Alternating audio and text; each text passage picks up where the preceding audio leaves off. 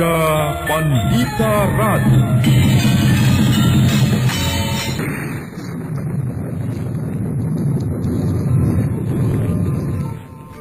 Sabda Pandita Ratu. Naskah ditulis oleh Pondra Swasti Langit, diolah oleh Agung Bahrodi, didukung oleh artis-artis terkemuka Ferry Fadli, Eli Ermawati, M. Abud, Ivone Rose, dan lain-lain. Teknik dan montase Ibing Arifin, dengan sutradara Dian Pertiwi.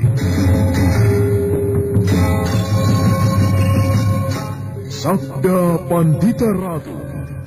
Kali ini dalam episode ke-22 dengan judul Bajang Condo Birowo.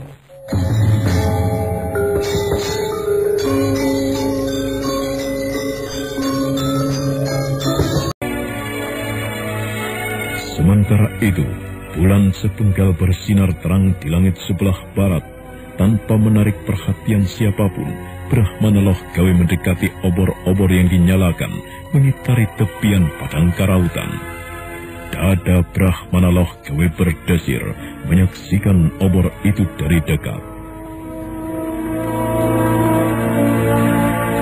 Rupanya obor itu dinyalakan, lalu ditinggalkan pergi begitu saja.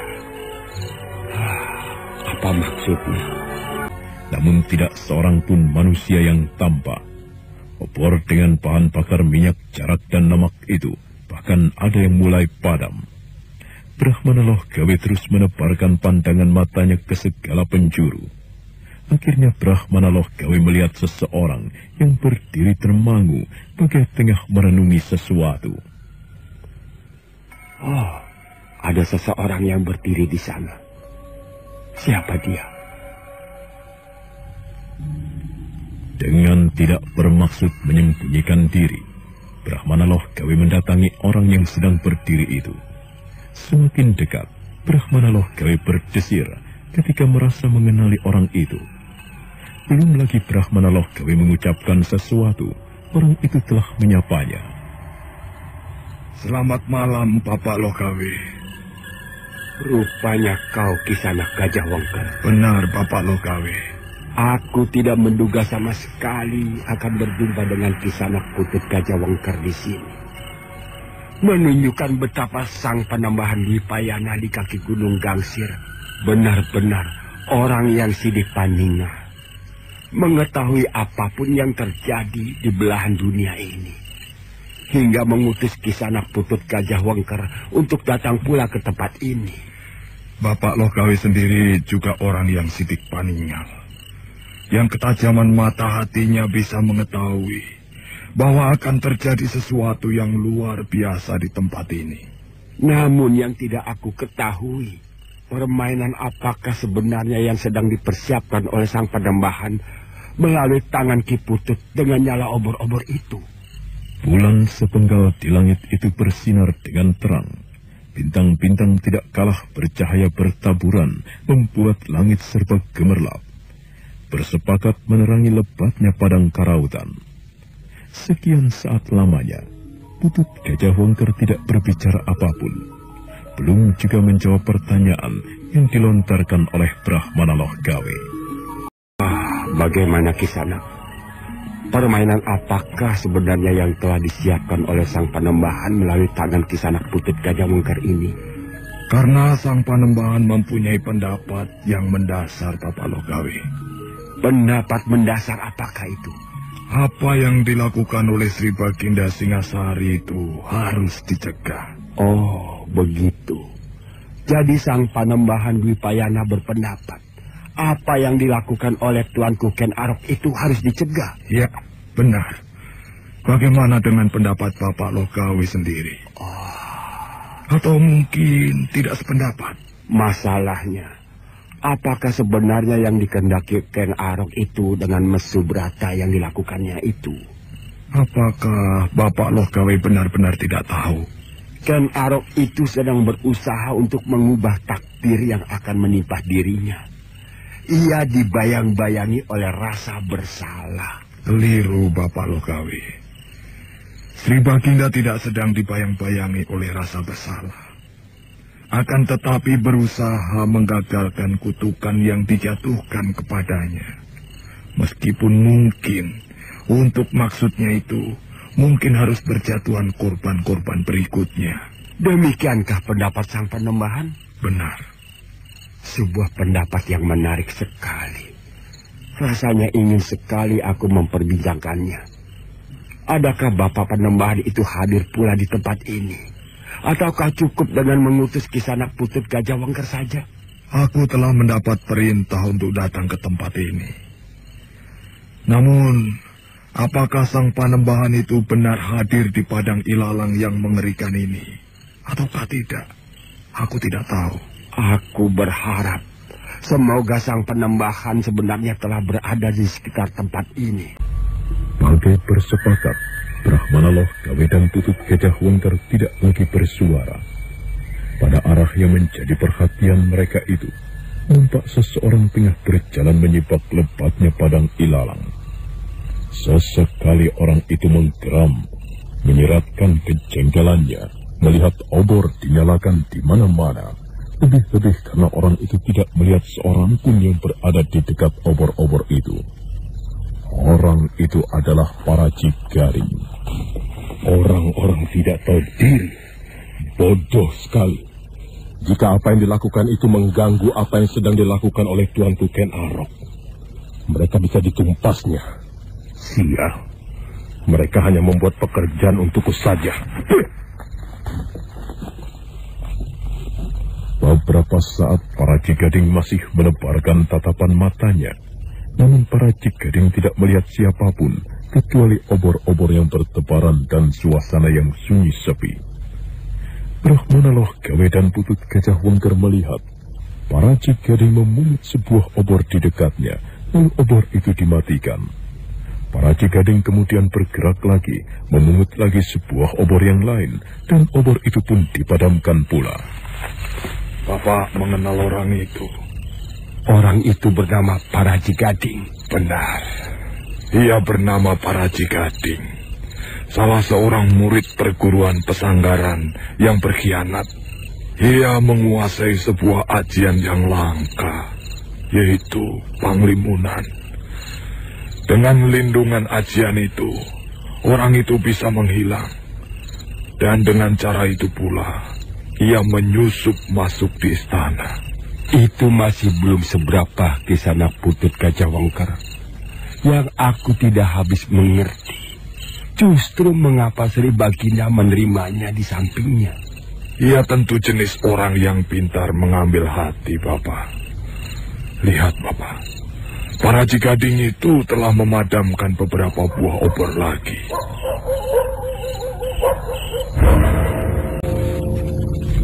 Suasana aneh bagai menyelubungi wilayah padang karautan yang luasnya bagai bulak persawahan yang tiada bertepi itu. Dari ujung ke ujung yang lain sering terdengar suara lengkingan yang menakutkan. Seolah hantu-hantu yang menjeritkan nafsu dan pesta pora. Para Cigading terus melanjutkan memadamkan obor, sambil di dalam hatinya tiada habis-habisnya mengumpat dan menumpahkan segala macam sumpah serapah. Di dalam hati dia berjanji, esok harinya akan memaki-maki Kiai dan Nyai Jayeng yang dianggapnya telah lancang mengobrol rahasia yang seharusnya disimpan rapat-rapat. Dan beberapa waktu kemudian, semua obor yang ada hampir padam, Bapak. Iya. Kita tunggu beberapa saat lagi. Permainan akan segera kita mulai. Permainan? Iya, permainan. Sebagaimana petunjuk yang aku terima dari Bapak Panembahan. Permainan apakah itu? Kita tidak sekedar menyalakan obor, tetapi kita nyalakan padang karautan ini hingga terang benderang. Oh, aku masih merasa belum jelas dengan apa yang kau maksudkan, Kisanak Gajah Wengker. Padang ilalang ini menjadi tempat yang mengerikan. Dihuni oleh ular dan binatang buas yang lain. Bagaimana kalau padang ilalang ini dibakar saja? Brahmana Loh Gawe tertegun sejenak, dan sesaat kemudian mengangguk-angguk mendengar jawaban itu.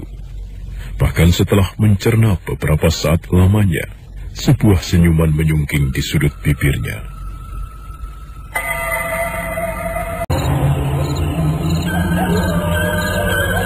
Sebuah permainan yang menarik, akan tetapi juga mengandung bahaya yang tiada terkira. Sadarkah Kisanak dengan siapa kita berhadapan? Ken Arok itu. Meski beliau seorang raja yang sakti mandraguna, akan tetapi ia tetap seorang manusia yang mempunyai kelemahan dan kekurangan, Papa. Kisanak Gajah Wengker merasa yakin itu akan ada manfaatnya. Ya, demikian, Papa. Namun, marilah kita menunggu barang sejenak. Barangkali sesuatu akan terjadi di padang karautan ini.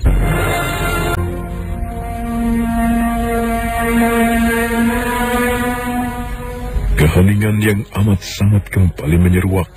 Bulan sepenggal yang berada di langit belahan barat nampak semakin rendah, bermanja-manja di atas selapis mega yang bagaikan menyangganya. Sang waktu terus berlalu, walaupun terasa sedemikian lambatnya. Tiba-tiba Brahmana Loh Gawe yang menebarkan pandangan matanya berdesir.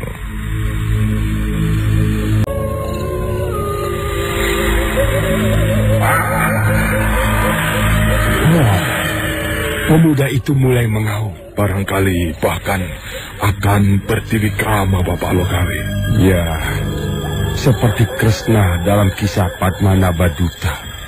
Bertilikrama menjadi raksasa yang luar biasa besarnya, yang membuat Raja Hastina ketakutan. Akan tetapi pemuda bernama Ken Arok itu bukan titisan Wisnu.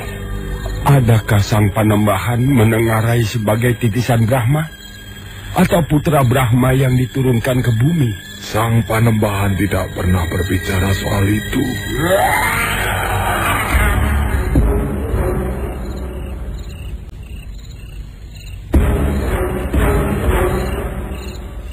Suara itu mengerikan sekali. Akan lebih mengerikan seandainya usahanya untuk merubah Pepesten atau takdir itu berhasil. Itu Ken Arok yang berdiri tegak dengan tangan menyembah menempel melekat di tengah dada. Dengan mata yang terpejam bagaikan tidur. Ada kalanya memperdengarkan suaranya yang mengerikan. Suara auman yang muncul bagaikan di luar kehendaknya sendiri. Para Cigading yang membangun kemah tidak jauh dari tempat itu merasakan dadanya berdesir menyaksikan apa yang dilakukan Ken Arok. Ken Arok benar-benar pemuda yang luar biasa, pemuda pinilih yang membawa pertanda kasih dari dewa-dewa. Lamat-lamat di kening pemuda yang nampak sedang mesum berata itu terlihat cahaya temaram kebiru-biruan. Para Cigading berdebar-debar menyaksikan hal itu.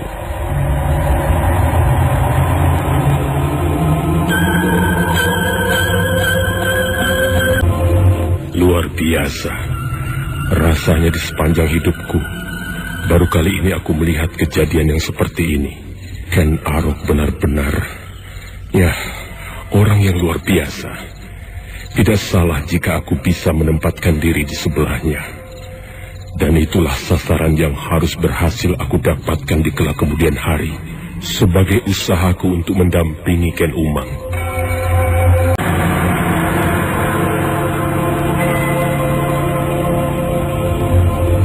Sejengkal lagi sang waktu terus bergeser. Bulan sepenggal semakin rendah dan menyentuh perbukitan di langit belahan barat. Untuk sejenak kemudian lenyap meski masih menyisakan pendar cahayanya. Mengapa kau belum juga memulai permainan itu, Kisanak Gajah Wengker? Sekarang justru Bapak Logawe yang tidak sabar. Iya. Rasanya waktu merambat sedemikian lama, malas sekali beringsut. Kita tunggu sebentar, Bapak, dan kita akan memulainya. Utut Gajah Wengker, kepercayaan Panembahan Dwipayana di kaki Gunung Gangsir itu bangkit dari duduknya di atas sebongkah batu besar sebesar kerbau. Putut Gajah Wengker menebarkan pandangan matanya ke segala penjuru. Bagaikan sebuah kebetulan, Brahmana Loh Gawe pun melihat sesuatu. Di sana, aku melihat sesuatu. Melihat apa, Bapak? Percikan api. Lihat, itu di sana. Rupanya permainan akan segera kita mulai, Bapak. Kita buat padang karautan ini menyala terang benderang. Sesuatu yang tentu akan menarik sekali. Dia bangkit dan memandang ke arah timur. Di sana, api telah berkobar membakar ilalang dengan ganasnya. Gila, perbuatan siapa itu? Rupanya memang ada orang yang berniat mengganggu Tuanku Sri Baginda dengan ulahnya itu. Kurang ajar. Jika api itu tidak dipadamkan, bisa terus merembet hingga ke tempat ini. Sebelah barat juga. Oh, itu benar-benar sebuah perbuatan gila. Perbuatan tidak tahu diri. Bagaimana ini? Apa yang harus aku perbuat? Demit, iblis, diamput. Ini pasti perbuatan Brahmana yang bernama Loh Gawe yang telah menemuiku itu. Permainan telah dimulai, Bapak. Rupanya segala sesuatunya telah direncanakan dengan sebaik-baiknya di sana. Dan itu membuatku merasa amat penasaran. Apa yang membuat Bapak Loh Gawe merasa sangat penasaran? Siapa orang yang menyalakan api dan membakar ilalang di seberang padang itu? Bapak Loh Gawe tentu bisa mendukanya. Sang Panembahan sendiri. Beliau hadir pula di tempat ini. Sang Panembahan berada di padepokan. Lalu yang melakukan itu siapa? Utusan Sang Panembahan dalam wujudnya sebagai Kyai Prabancana. Brahmana Loh Gawe mengangguk-anggukan kepala. Dia mengenal sosok Prabancana yang baru saja disebut oleh Putut Gajah Wengker. Prabancana masih mempunyai saudaranya yang lain yang bernama Prabangkara. Keduanya bukan manusia sebenarnya, tetapi wujud bayangan semu yang merupakan ajian andalan Sang Panembahan Dwipayana yang mampu hadir dimanapun sebagai kepanjangan dari kehendak Sang Panembahan sendiri. Sementara api berkobar semakin menjalar.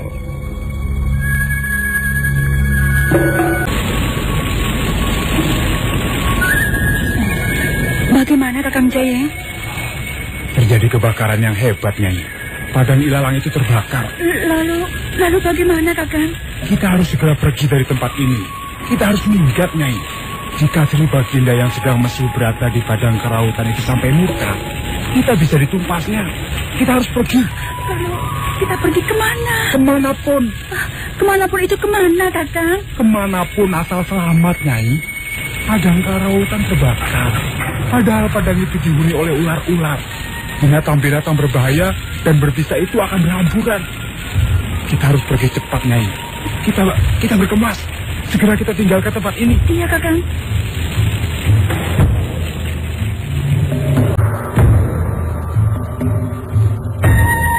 Kepanikan itu menjalar bukan saja dialami dan dirasakan oleh Kyai Jayeng dan istrinya, tetapi juga penduduk yang lain yang berdiam mengelompok dalam sebuah padukuhan di sebelah barat padang karautan. Padang karautan kebakaran. Iya, itu sangat berbahaya. Apalagi anginnya cukup besar. Bukan apinya yang berbahaya, akan tetapi ular-ular yang tinggal di dalam padang ilalang itu. Menurutmu apa yang harus kita lakukan? Lebih baik mengungsi. Kita sebaiknya mengungsi. Ya, iya.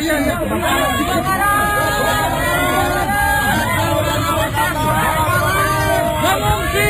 Kita harus mengungsi!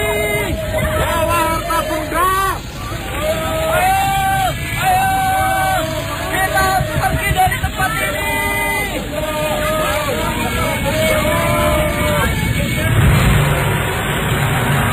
Api itu pun kemudian menjalar dengan cepat, melahap daun-daun ilalang kering.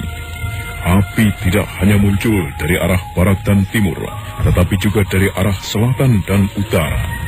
Api yang menjalar cepat itu seperti sepakat mengepungkan Arok yang bertapa di tengah-tengahnya.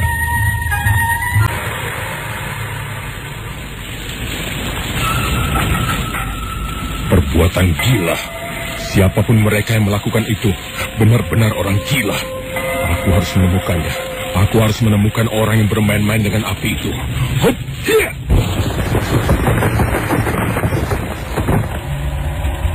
Para Gading yang melihat api muncul dan menjalar di mana-mana itu segera meloncat dengan cepat, gesit bagaikan bayangan hantu. Tubuhnya terbang dan melenting untuk kemudian lenyap tidak kasat mata. Para Gading telah menyelubungi tubuhnya dengan aji Panglimunan. Namun para Gading yang berada dalam lindungan ajian Panglimunan itu tidak menemukan siapapun. Yang ditemukannya hanyalah kobaran api sendiri yang semakin melebar.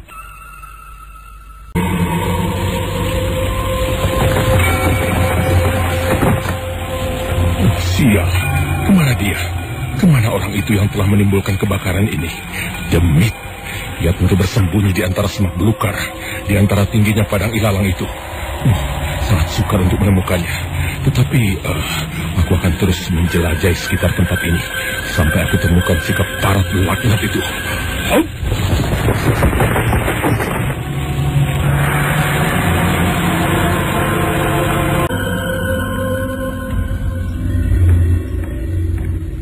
Para Gading yang menyelubungi tubuhnya dalam ajian Panglimunan hingga tidak nampak itu terus mengaduk semak belukar, tetapi tetap saja yang dicarinya tidak ditemukan. Hingga akhirnya para Gading menjadi jengkel sendiri dan mengurai ajiannya. Para Gading yang semula hilang itu kini menampak lagi. Bayangan tubuhnya disiram cahaya api.